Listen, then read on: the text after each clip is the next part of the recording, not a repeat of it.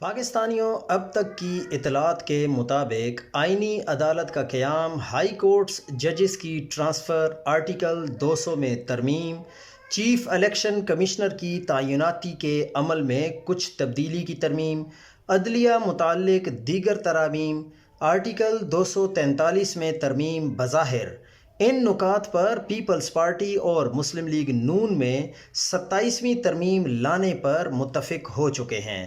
اگر 18ویں ترمیم پر Peoples party اور نون لیگ میں ڈیڈ لاک آ گیا تو جن نکات پر اتفاق ہے ان پر پہلے فوری ترمیم کر لی جائے گی اور نیشنل اسمبلی سے بھی منظور کروا لی جائے گی اور سینٹ سے بھی منظور کروا لی جائے گی۔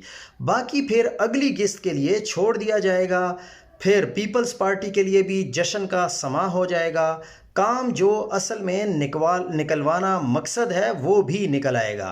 اور یہ بات تو حقیقت ہے کہ 18ویں ترمیم کو اصل میں چھیڑا نہیں جا رہا، یہ صرف پیپلز پارٹی کو فیس سیونگ کے لیے کہا جا رہا ہے کہ ہم یہ 18ویں ترمیم کو بھی چھیڑیں گے، لیکن ایسا کچھ بھی نہیں ہوگا۔ اب اس پر چونکہ اب نمبرز تو پورے ہیں تو کوئی رکاوٹ بھی نہیں آئے گی، پیپلز پارٹی بھی خوش اور مسلم لیگ نون بھی خوش۔